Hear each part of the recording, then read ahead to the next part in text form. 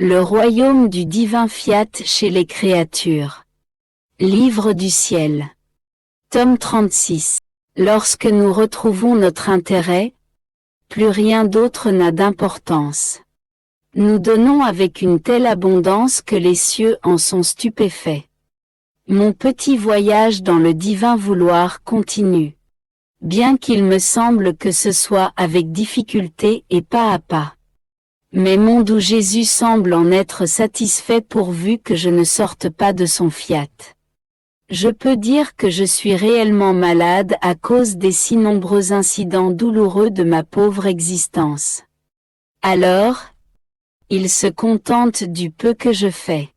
Mais il ne cesse de me pousser et de m'encourager en me parlant des nouvelles surprises de son vouloir pour que je continue mon envol. C'est pourquoi, visitant ma petite âme, il me dit « Bienheureuse fille de ma volonté, combien je désire que l'âme vive dans notre divin vouloir. Je suis si heureux lorsque l'âme répète ses actes dans mon vouloir que je lui prépare. Des dons nouveaux, des grâces nouvelles, un amour nouveau, une connaissance nouvelle. Pour qu'elle connaisse toujours davantage ma volonté, et pour lui faire apprécier et estimer la demeure céleste, dans laquelle elle a eu le grand honneur de résider. Aussi, quand elle aime, je double mon nouvel amour. Si elle me rend mon amour, je reviens toujours avec un amour nouveau et des surprises nouvelles.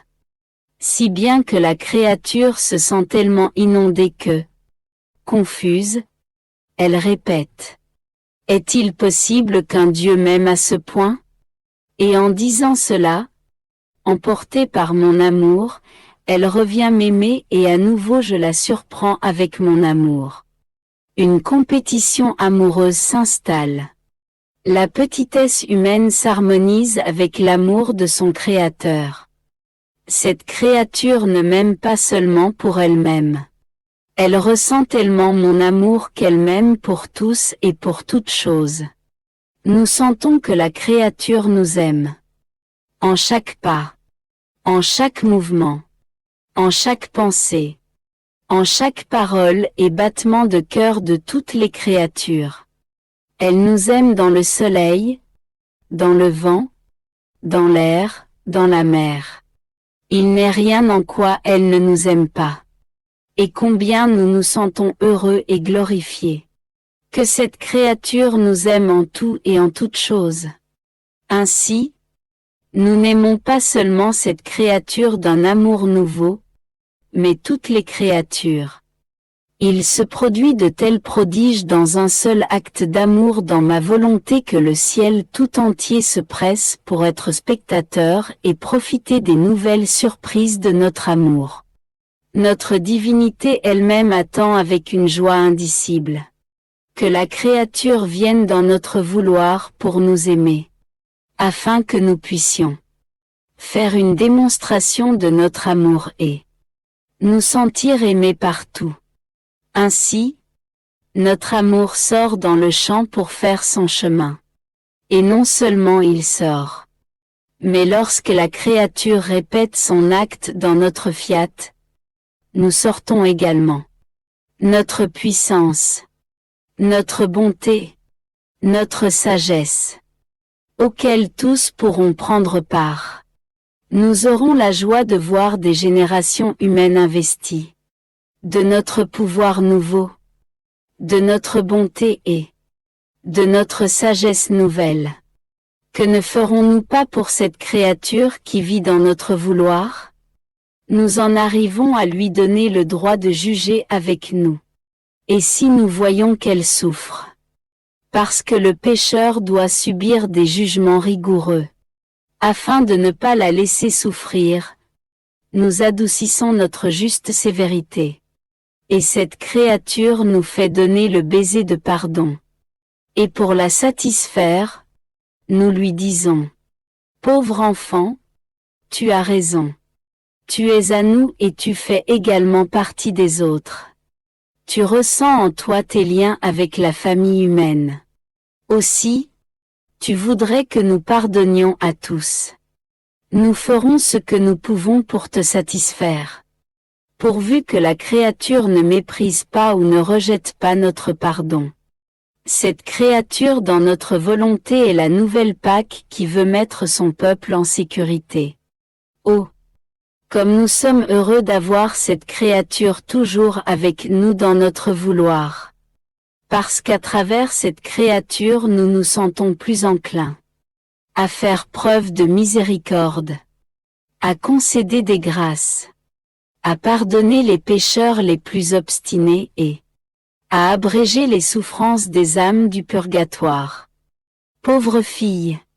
Elle a une pensée pour chacun, une souffrance semblable à notre souffrance. Elle voit la famille humaine comme nageant dans notre vouloir sans le reconnaître. Ils vivent au milieu des ennemis dans la plus sordide misère. Puis il ajouta: Ma fille, tu dois savoir que lorsque la créature reconnaît notre volonté, qu'elle l'aime et veut faire sa vie en elle, cette créature s'épanche dans son Dieu.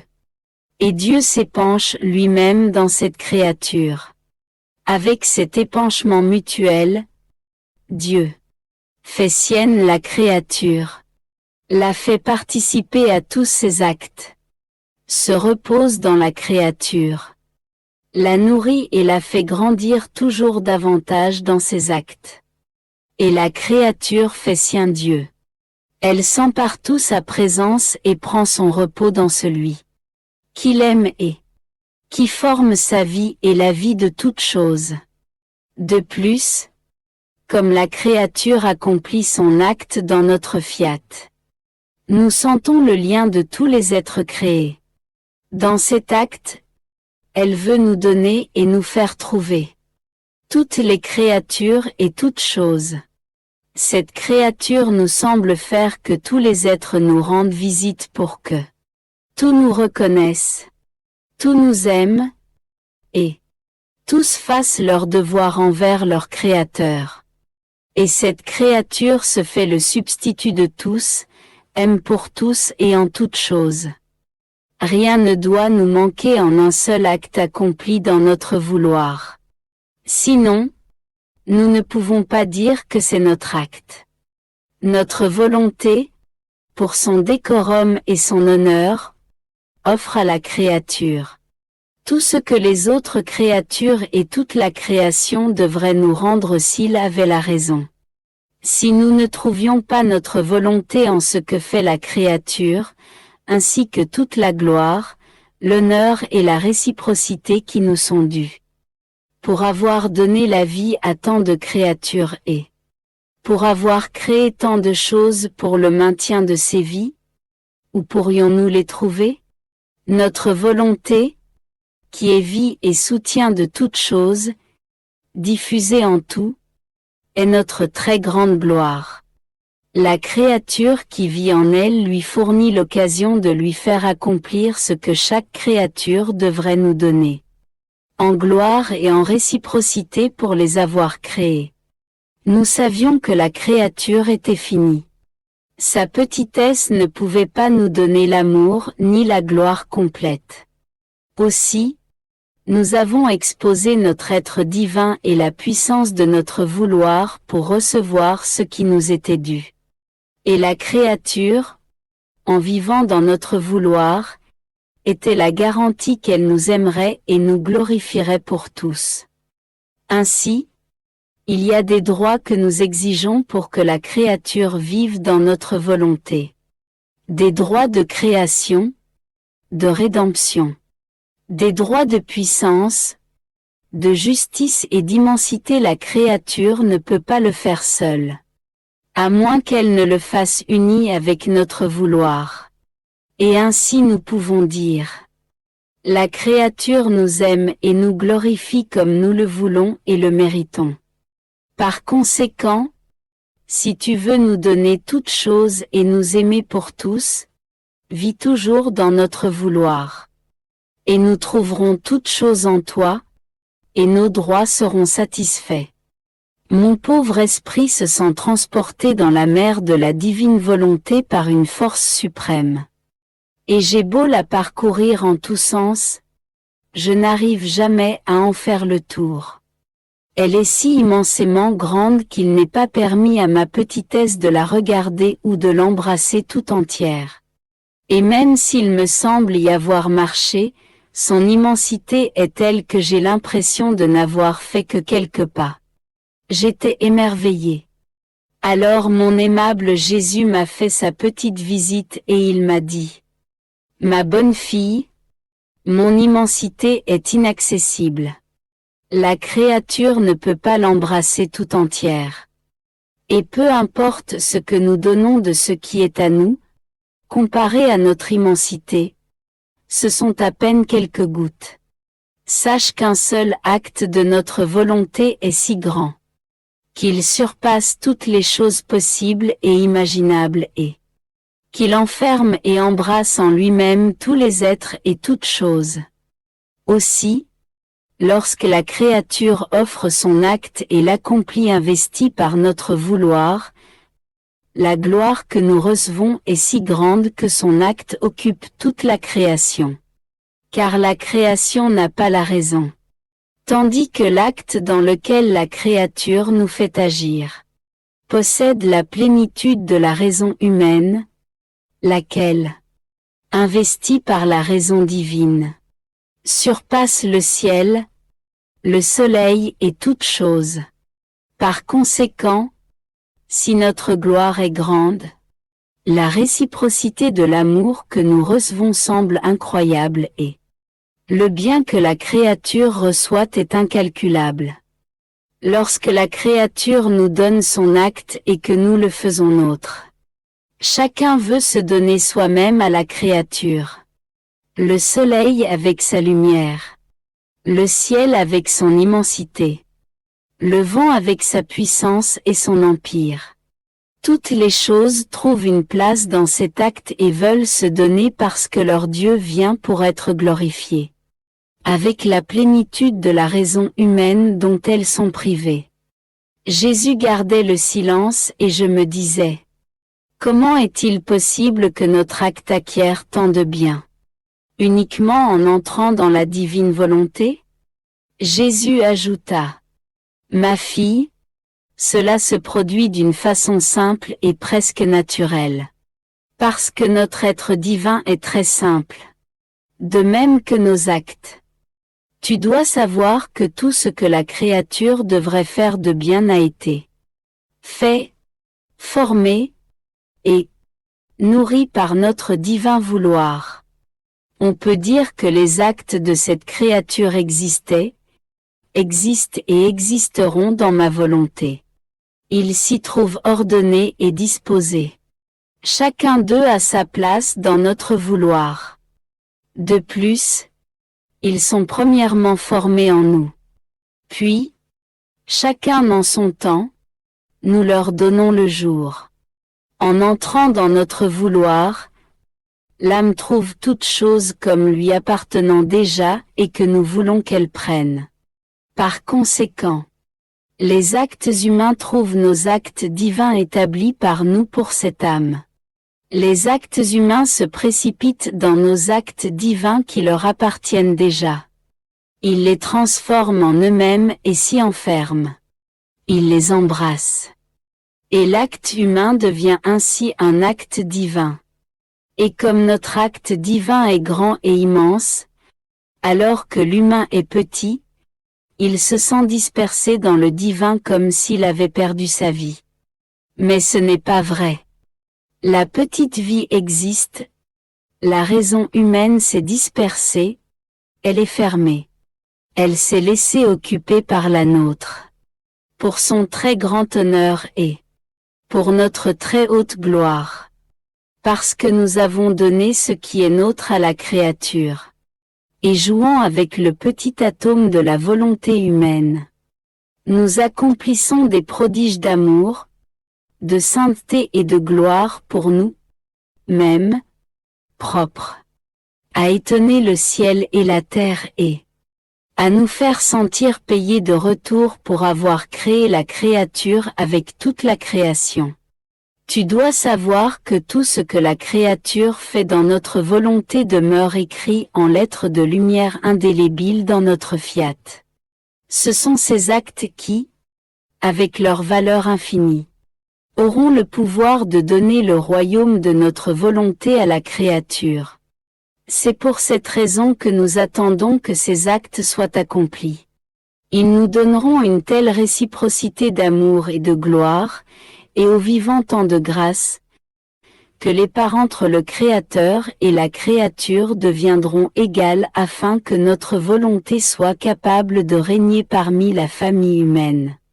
Un acte dans notre volonté est si grand qu'il nous permet de faire et de donner toutes choses. Ensuite il ajouta, « Ma fille, lorsque l'âme entre dans notre vouloir, elle trouve toutes les vérités que je lui ai manifestées et qu'elle a connues concernant ma divine volonté. Lorsque ces vérités ont été manifestées à l'âme, elle a reçu la semence de chacune d'elles et elle sent qu'elle les possède. Et lorsque l'âme entre dans notre vouloir et sent ces vérités en elle-même, elle les retrouve dans mon fiat comme autant de reines qui, en lui prenant la main, la font monter en Dieu et se font connaître davantage en lui donnant une nouvelle lumière et de nouvelles grâces. Ainsi, mes vérités forment la montée pour aller à Dieu. Et Dieu, en voyant la créature monter dans ses bras, ressent tant d'amour qu'il descend dans la profondeur de la créature pour savourer ces vérités, la confirmer et l'instruire sur la façon dont elle doit développer sa vie dans les vérités qu'elle a connues. On peut dire que l'âme et Dieu forment une société divine qui travaille de concert et qui aime d'un seul amour. Tu dois savoir que les actes accomplis dans mon vouloir unissent les temps et forment un seul acte. La distance entre eux n'existe pas. Ils sont tellement identiques que bien qu'ils soient innombrables, ils n'en forment qu'un. Lorsqu'elle agit dans mon vouloir, l'âme aime, adore, et unit les temps. Les actes se trouvent unis entre eux avec les actes que l'Adam innocent accomplissait lorsqu'il aimait et agissait dans les champs divins de notre fiat. Il s'incorpore avec les actes et l'amour de la céleste reine. Et ils vont jusqu'à s'incorporer avec les actes et l'amour de notre être suprême. Ces actes ont le pouvoir de s'identifier avec tout et de prendre partout leur place d'honneur. Là où est ma volonté, ils peuvent dire, c'est là notre place. Ces actes accomplis dans notre vouloir sont dotés d'une valeur divine. Chacun possède un bonheur nouveau, une joie nouvelle. Si bien que la créature se forme. Des joies innombrables. Des satisfactions et des bonheurs sans fin dans ses actes, assez pour se former un paradis de délices et de béatitude. En plus de ce que son Créateur lui donnera. Et cela comme de manière innée. Parce que lorsque ma volonté opère, que ce soit en nous ou dans la créature, elle fait surgir la plénitude de ses joies et de ses délices et elle investit ce qu'elle opère. Possédant par nature ces mers de joie toujours nouvelles et infinies, ma volonté ne peut pas opérer. Si elle ne génère pas des joies et des délices nouveaux. Ainsi, tout ce que l'âme accomplit dans mon vouloir acquiert, en vertu de ce vouloir, la nature des joies célestes, l'inséparabilité de tout bien. Et elle peut dire, j'ai formé moi-même un paradis pour moi-même parce que le divin fiat a opéré avec moi. Mon vol dans le divin vouloir continue. Faute de quoi j'aurais d'ailleurs l'impression de tuer moi-même mon âme. Dieu m'en préserve. D'ailleurs, comment puis-je vivre sans vie? Je pensais ensuite aux vérités que Jésus m'avait dites concernant sa divine volonté, comme si je voulais créer des doutes et que je ne comprenais pas bien. Je me disais, est-il possible d'arriver à vivre à ce point dans le divin vouloir? Mon bien-aimé Jésus, me surprenant, toute bonté, me dit, ma bienheureuse fille, ne sois pas étonnée. Ma volonté a le pouvoir de faire arriver la créature là où elle veut, pourvu que ce soit ensemble. Tu dois savoir que son royaume sera formé et établi sur les vérités que ma volonté a manifestées. Plus elle manifeste de vérité, plus son royaume sera magnifique, beau, majestueux et surabondant de bien. Mes vérités formeront le régime, les lois, la nourriture, la puissante armée, la défense et la vie même de celle qui vivra en lui. Chacune de mes vérités assumera son office distinct.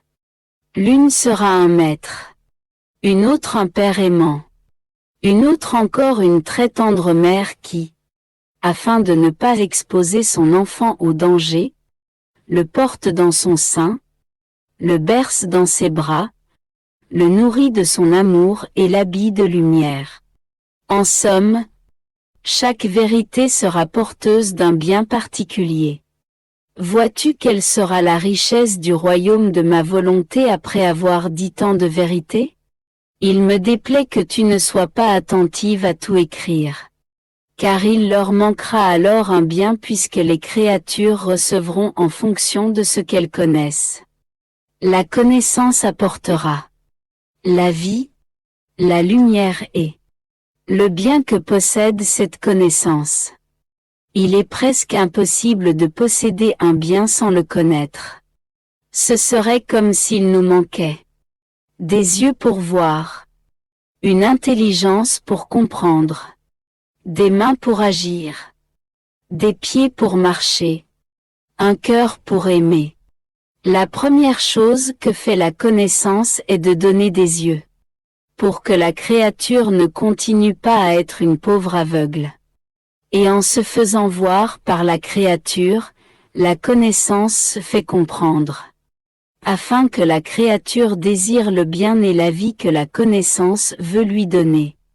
De plus, la connaissance de ma vérité se fait elle-même actrice et spectatrice, pour transmettre sa vie dans la créature.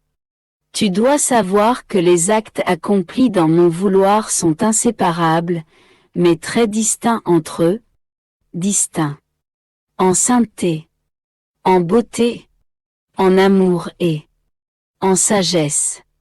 Ils porteront l'insigne de la sacro-sainte Trinité en qui, si les personnes divines sont distinctes, elles sont inséparables. Leur volonté est une, tout comme leur sainteté, leur bonté, et ainsi de suite. Ainsi, ces actes seront inséparables et distincts. Ils renfermeront en eux-mêmes l'insigne de la suprême Trinité. Moins une et trois. Moins trois et une. Plus encore, ils posséderont la suprême Trinité qui sera leur vie. Ces actes seront notre très grande gloire et celle du ciel tout entier en voyant dans ces actes notre vie divine multipliée. Autant de fois que d'actes accomplis par la créature dans notre divin vouloir. Je me disais alors, comment peut-on savoir si l'on vit dans le divin vouloir? Mon doux Jésus ajouta, ma fille, c'est facile. Tu dois savoir que lorsque mon divin fiat règne dans l'âme, il a son acte opérant et continu, et il ne sait pas être sans rien faire. Il est vie, et cette vie doit respirer, se mouvoir, palpiter et se faire sentir. Elle doit être l'acte premier qui agit la créature. Se sent sous son empire et suit ses actes, presque dans un mode continuel dans le divin vouloir. Ainsi, la continuité est un signe certain que l'on vit dans mon vouloir. Avec cette continuité, la créature ressent le besoin de son souffle, de son mouvement, de la divine aptitude. Si la créature interrompt ses actes continus, elle sent qu'il lui manque la vie, le mouvement et toute chose. Et cette créature poursuit alors immédiatement ses actes continus. Parce qu'elle sait qu'il lui en coûtera beaucoup si elle ne poursuit pas ses actes. Il lui en coûtera la vie divine. Et celle qu'il a déjà possédée ne la laisse pas s'échapper facilement. Sais-tu ce qu'est cette opération de la créature dans le divin vouloir? C'est la manifestation de la vie de ma volonté dans la créature. Parce que seule ma volonté a la vertu de ne pas cesser ses actes continus. Si elle pouvait s'arrêter, ce qui ne peut pas être, tous les êtres et toutes choses deviendraient comme paralysés et sans vie. La créature ne possède pas par elle-même cette vertu d'opération continue. Mais unie à mon vouloir, elle a la vertu, la force, la volonté et l'amour pour le faire. Ma volonté sait comment changer les choses pourvu que la créature se laisse conduire et posséder par elle. Comment opérer ces changements au point que la créature ne se reconnaît plus elle-même. Si la mémoire de sa vie passée demeure elle aussi distante. Et il y a un autre signe. Afin de régner, lorsque ma volonté voit que l'âme est disposée. Elle place d'abord un baume sur sa volonté et sur ses souffrances, avec un air de paix. Ensuite elle forme là son trône. Par conséquent, celle qui vit dans ma volonté possède une force qui jamais ne faiblit. Un amour qui en aimant personne aime tout le monde en Dieu d'un amour vrai. À combien de sacrifices elle s'expose elle-même pour tous et pour chacun en particulier. Pauvre enfant, elle est la vraie martyre et victime de tous. Et, oh, combien de fois en la voyant souffrir, je la regarde avec tendresse et compassion et, pour l'encourager, je lui dis, mon enfant, tu as subi le même sort que moi. Pauvre enfant, courage. Ton Jésus t'aime encore plus. Et parce qu'elle se sent aimée davantage par moi, elle sourit dans ses souffrances et s'abandonne dans mes bras. Ma fille. Pour connaître et posséder ce que ma volonté sait faire, il faut être en elle. Sinon, les créatures n'y comprendront pas le premier mot. Il me semble que le divin vouloir est à l'intérieur et à l'extérieur de moi dans l'acte de me surprendre lorsque je suis sur le point de faire mes petits actes, de dire mon petit « je t'aime », pour investir mes actes de sa lumière et les faire siens. Son attention est si admirable et inimitable qu'elle dépasse tout entendement. Si la créature n'est pas attentive à lui donner ses petits actes, oh, comme il souffre, oh, comme je voudrais moi aussi être aussi attentive que lui pour ne rien me laisser échapper afin que nous puissions nous surprendre l'un l'autre. Je pensais cela. Alors mon doux Jésus visita ma petite âme pleine d'amour, il me dit, ma bienheureuse fille, mon vouloir est le spectateur de l'âme qui veut vivre en lui.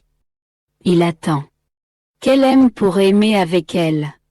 Qu'elle agit pour devenir acteur et spectateur. Mon vouloir est dans l'attente continuelle de tous les actes de la créature. Pour les investir. Pour en devenir acteur de les faire siens. Tu dois savoir que lorsque l'âme entre dans ma volonté, elle trouve la sainteté de Dieu qui investit son âme, la beauté divine qui l'embellit, son amour qui la transforme en Dieu, sa pureté qui la rend si pure qu'elle ne se reconnaît plus elle-même, sa lumière qui lui donne la ressemblance divine. Oh, combien ma volonté a le pouvoir de changer le sort humain. C'est pour cette raison que ma volonté devient la spectatrice qui veut accomplir son œuvre. Car elle a préparé de toute éternité ce qui doit être fait pour cette créature. Elle ne veut pas être réprimée dans son mouvement incessant.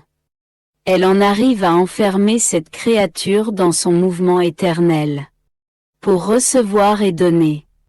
Afin de ne pas avoir à souffrir d'attendre. Parce que si celle qui vit dans sa volonté ne vit pas avec elle, elle ne le tolère pas. Si elle ne sent pas cette âme dans son mouvement divin, sa sainteté lui semble divisée. Son amour entravé et étouffé. C'est pourquoi nous avons ce petit champ divin où nous pouvons déployer notre œuvre, celle qui vit dans notre fiat. Notre volonté nous administre les matériaux adaptables pour nous faire réaliser les plus belles œuvres. Nous voulons travailler dans le petit champ de l'âme, nous voulons y trouver la matière de notre sainteté. Parce que nous ne mettons jamais nos saintes mains dans la boue humaine. Pour accomplir nos plus belles œuvres, nous voulons trouver. Être attirés par notre pureté. Être ravis par notre beauté et notre amour qui nous oblige à opérer. Seule notre volonté peut nous fournir ces matières divines malléables que nous modelons, créant des œuvres à éblouir le ciel et la terre. Dans la créature où il n'y a pas notre vouloir, nous sommes contraints à ne rien faire. Parce que nous ne trouvons pas les bonnes matières. Et même s'il y a quelques bons actes, ils ne le sont qu'en apparence. Parce qu'ils sont gâtés par l'estime de soi, la gloire, des intentions tordues. Ainsi nous refusons d'opérer dans cette créature. Parce que nous mettrions nos plus belles œuvres en danger. Nous commençons d'abord par nous mettre en sûreté, puis nous opérons. Tu dois savoir que plus la créature accomplit d'actes dans notre vouloir, plus elle entre en Dieu, plus nous agrandissons le petit champ dans notre sein divin, plus nous pouvons accomplir de belles œuvres et plus nous pouvons donner de ce qui est à nous. La créature se trouve ainsi toujours dans l'acte croissant de notre vie divine. Notre amour aime tellement la créature. Il la porte dans nos bras et nous fait dire continuellement. Nous te faisons à notre image et à notre ressemblance. Et notre amour nous fait élever la créature avec notre souffle divin, notre sainteté, notre puissance et notre bonté. Nous la regardons et nous voyons notre reflet, notre sagesse et notre beauté enchanteresse. Comment est-il possible d'être sans cette créature si nous sommes liés par nos prérogatives divines? Si elle possède nos choses, c'est pour nous aimer. Et afin de payer ses dettes pour tout ce que nous lui avons donné, elle nous donne continuellement ce que nous lui avons donné. Mieux encore, en vivant dans notre vouloir. La créature a reçu de nous la vertu de pouvoir produire la vie, et non des œuvres. Parce qu'en donnant notre sainteté, notre amour et tout le reste, nous donnons la vertu génératrice qui génère continuellement la vie de sainteté, la vie d'amour, la vie de lumière, de bonté, de puissance, de sagesse. Et cette créature nous les offre. Elle nous en entoure et elle ne finit jamais de nous rendre transformés en vie ce que nous lui avons donné. Et, oh, quelle satisfaction, quelle fête, quelle gloire de voir revenir vers nous tant de vie qui nous aime, qui glorifie notre sainteté. Elles font écho à notre lumière, à notre sagesse et notre bonté. Les autres créatures, tout au plus, peuvent nous donner des œuvres de sainteté et d'amour, mais non pas de vie. C'est uniquement à celle qui vit dans notre vouloir qu'est accordé le pouvoir de former tant de vie avec ses actes. Parce qu'elle a reçu de nous la vertu génératrice. De pouvoir générer autant de vie qu'elle veut. Afin de pouvoir nous dire, vous m'avez donné la vie, je vous donne la vie. Vois-tu alors la grande différence? La vie parle. Elle n'est pas sujette à finir. Elle peut générer. Tandis que les œuvres ne parlent pas, ne génèrent pas, et sont sujettes à la dispersion. Ainsi, ce que celle qui vit dans notre vouloir est capable de nous donner, et comment elle est capable de nous aimer, personne ne peut y parvenir. Car quelle que soit la grandeur des œuvres que les créatures qui ne vivent pas dans le divin vouloir pourraient accomplir, elles ne seraient toujours que des petites gouttes d'eau comparées à la mer, des petites lumières comparées au soleil. Un seul, je t'aime, par cette créature laisse derrière lui tout l'amour de toutes les autres créatures réunies. Ce je t'aime, si petit soit-il, marche, court, embrasse et s'élève au-dessus de tout.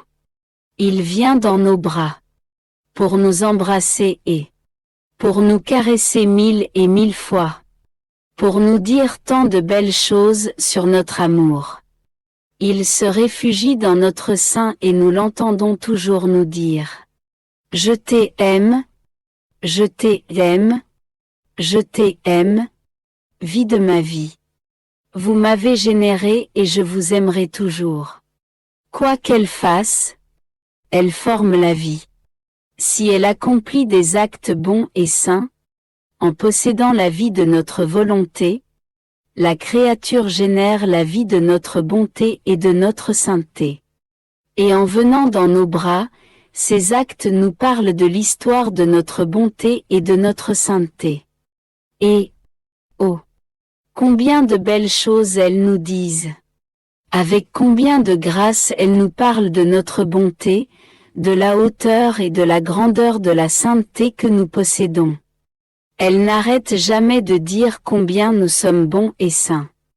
Se jetant dans notre sein divin, elles pénètrent dans les lieux intimes les plus cachés pour apprendre encore plus à quel point nous sommes bons et saints. Elles y restent pour continuer à louer combien nous sommes bons et saints.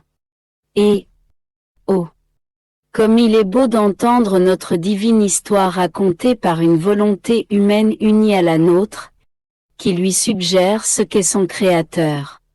En somme, si elle veut nous glorifier, elle génère la vie de notre gloire et nous raconte notre gloire. Si elle admire notre puissance, notre sagesse et notre beauté, elle ressent en elle-même la vie de nos divines qualités et nous raconte combien nous sommes puissants, sages et beaux. Elle nous dit, « Vie de ma vie, je t'ai connu et je ressens le besoin de parler de toi et de te raconter notre divine histoire. Ces vies sont notre plus grande gloire, notre longue génération, inséparables de nous. Elles sont toujours en mouvement. Elles ont toujours quelque chose à dire sur notre être suprême. Et une vie n'attend pas l'autre. Si l'une vient, une autre la suit, et une autre encore. Elles ne finissent jamais. Notre contentement est complet, le dessein de la création est réalisé. Avoir la compagnie de la créature qui nous connaît. Et tandis qu'elle est avec nous pour notre plaisir, nous la faisons grandir dans notre ressemblance. Qui n'aimerait pas la compagnie de celle qui lui appartient? Bien plus encore. Nous aimons la compagnie de la créature parce que nous sommes la vie de sa vie. Aussi, notre douleur fut immense lorsqu'Adam, notre premier fils, sortit de notre vouloir pour faire sa volonté. Le pauvre perdit la vertu génératrice de générer les vies divines avec ses actes. Tout au plus pouvait-il encore faire des œuvres, mais non des vies. Unies à notre vouloir, Il avait la vertu divine en son pouvoir, elle pouvait former autant de vie qu'il voulait avec ses actes. Ce qui lui est arrivé est comparable à une mère stérile à qui il n'a pas été accordé le pouvoir de générer, ou à une personne qui veut réaliser une œuvre et possède un fil d'or. Cette personne se sépare du fil d'or. Elle va même jusqu'à le piétiner. Ce fil d'or rejeté, c'est ma volonté comme vie, qui a été remplacé par le fil de sa volonté que l'on peut appeler un fil de fer. Pauvre Adam! Il ne pouvait plus accomplir des œuvres en or. Revêtu par le soleil étincelant de mon vouloir. Il devait se contenter de réaliser des œuvres en fer, et même de sales œuvres pleines de passion. Le sort d'Adam a subi un tel changement qu'il en était presque méconnaissable. Il descendit dans des abîmes de misère. La force et la lumière n'étaient plus en son pouvoir. Avant le péché, dans tous ses actes, notre image et notre ressemblance grandissaient en lui parce que c'était une tâche que nous assumions dans l'acte de sa création, et parce que nous voulions maintenir notre tâche, maintenir en vigueur notre parole créatrice à travers ses propres actes. Le garder toujours avec nous et être en communication continuelle avec lui. C'est pourquoi notre souffrance était grande. Si dans notre omniscience il n'était pas apparu que notre volonté allait régner comme vie dans les siècles à venir. Ce qui était comme un baume sur notre intense souffrance. En raison de notre douleur, nous aurions réduit à rien toute la création. Car si notre volonté ne règne pas, la création n'est plus pour nous d'aucune utilité. Elle ne servait plus que la créature. Alors que nous avions créé toutes choses pour qu'elles nous servent nous et elles. Aussi, prie pour que ma volonté revienne comme vie. Et toi, sois sa victime. Je suis sous les vagues éternelles du divin vouloir. Il veut toujours se donner aux créatures. Mais il veut que la créature le veuille aussi. Le divin vouloir ne veut pas être un intrus qui se fait trouver dans la créature sans qu'elle le sache. Il veut qu'on le cherche. Il veut donner à la créature son baiser d'amour. Alors, comme un conquérant chargé de cadeaux, il entre dans la créature et la comble de ses dons. Je pensais à cela. Mon doux Jésus ressentait le besoin de confier ses secrets à sa créature et il me dit: Ma bienheureuse fille, mon vouloir veut donner. Mais il veut trouver la disposition de la créature pour déposer ses dons. La disposition est comme la terre entre les mains du fermier. Peu importe la quantité de semences qu'il possède. Sans avoir de terre où les semer, il ne pourra jamais planter. Si la terre avait la raison et elle n'était pas disposée à recevoir ses semences, le pauvre fermier aurait l'impression que les semences avec lesquelles il voulait enrichir la terre lui sont rejetées en plein visage. Telle est ma volonté.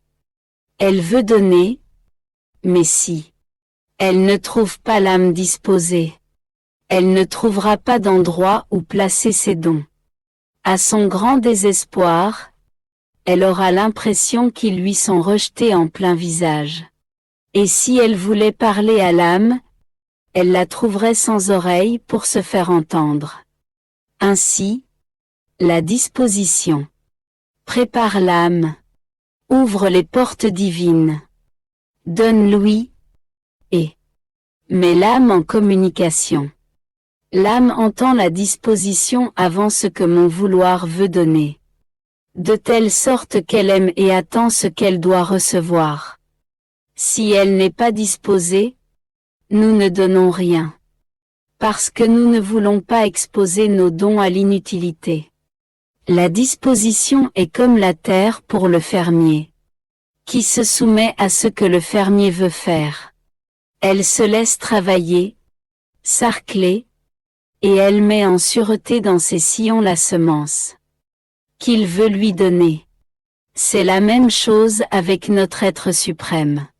Si nous trouvons la disposition, nous faisons nos travaux et nous préparons la créature en la purifiant.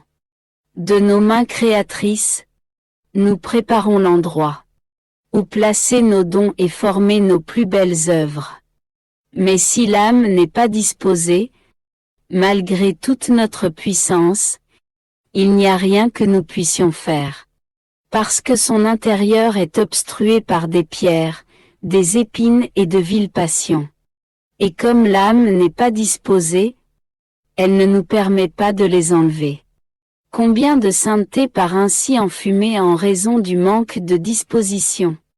De plus, si elle n'est pas disposée, l'âme ne s'adapte pas à vivre dans notre divin vouloir.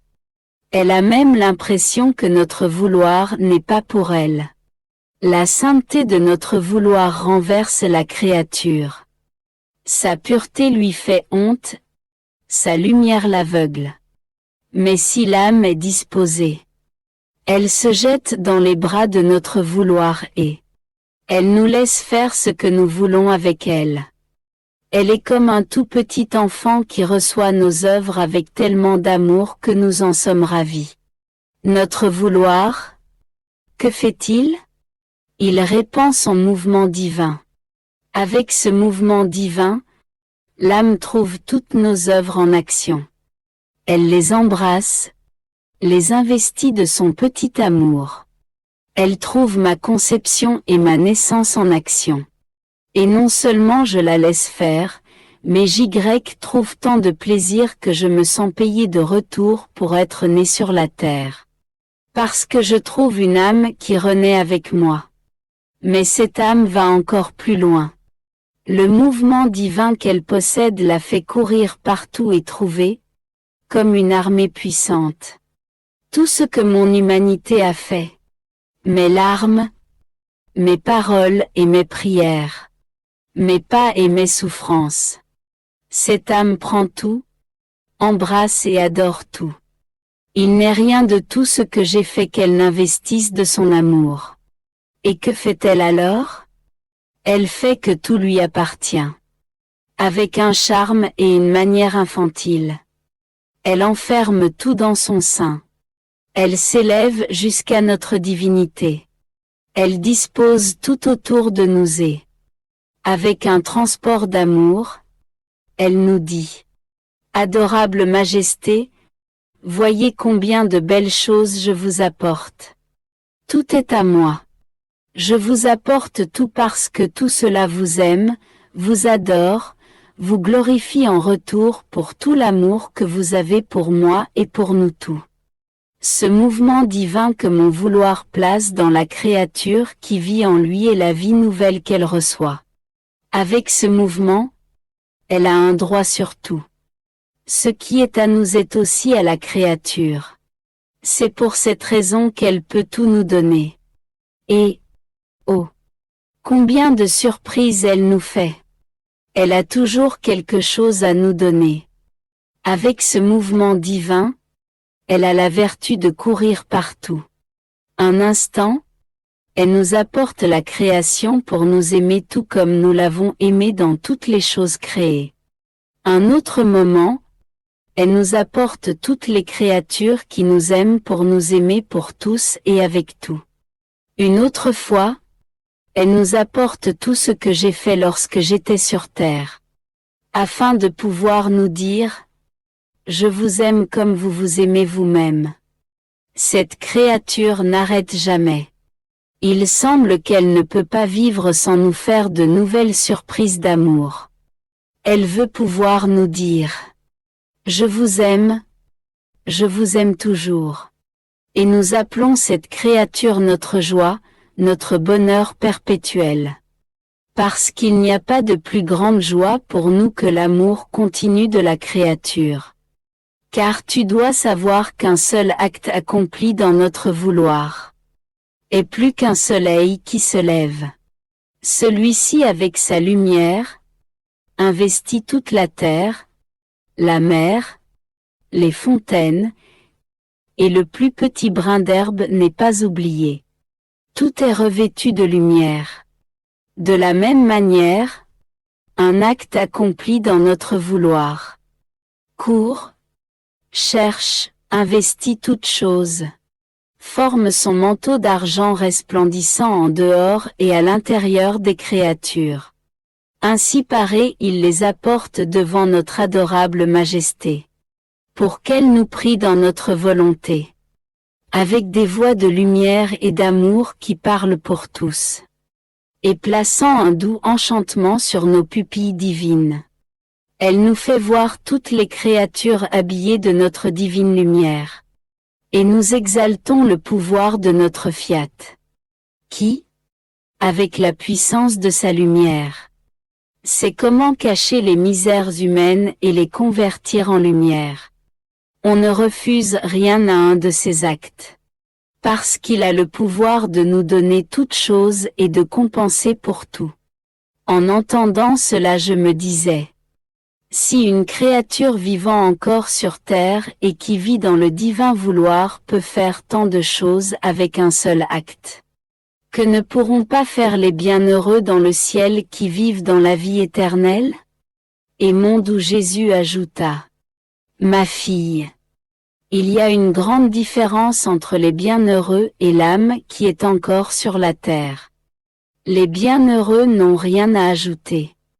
Leur vie, leurs actes et leur volonté sont restés fixés en nous et ils peuvent dire « Notre jour est accompli ».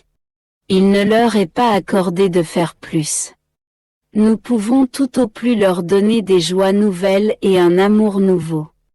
Mais pour la personne qui vit encore sur la terre, son jour n'est pas fini. Et si elle veut, et qu'elle vit dans notre vouloir, elle peut opérer des prodiges de grâce et de lumière pour le monde entier, et des prodiges d'amour pour son Créateur. C'est pour cette raison que toute notre attention va vers l'âme qui vit encore sur la terre. Parce que notre œuvre continue encore. Elle n'est pas terminée. Et si l'âme s'y prête, nous accomplissons des œuvres comme jamais auparavant. Des œuvres si belles qu'elles stupéfient le ciel et la terre. C'est pourquoi notre souffrance est grande, lorsque nous trouvons une âme voyageuse, qui ne se prête pas à nous laisser faire les très belles œuvres que nous voulons accomplir. Combien d'œuvres commanditées et non terminées, d'autres soudainement interrompues, car nous ne pouvons accomplir nos œuvres avec une inatteignable beauté, que dans notre vouloir est, pour celle qui vit en lui, parce que notre vouloir nous administre les matériaux adaptables pour faire ce que nous voulons. En dehors de notre vouloir, nous ne trouvons pas la lumière suffisante, ni l'amour qui s'élève, ni le divin matériau. Nous sommes contraints de nous croiser les bras sans pouvoir aller de l'avant. Et combien ne vivent pas dans notre vouloir? De plus, pour la créature qui vit encore sur la terre, il y a la monnaie du mérite qui circule. Et notre image divine, qui possède une valeur infinie, est imprimée dans tous ces actes animés par notre vouloir. Ainsi, lorsqu'elle le veut, elle a la monnaie pour nous payer ce qu'elle veut. C'est pourquoi notre œuvre et notre intérêt sont pour les âmes qui vivent encore sur terre. Parce que c'est un temps de conquête.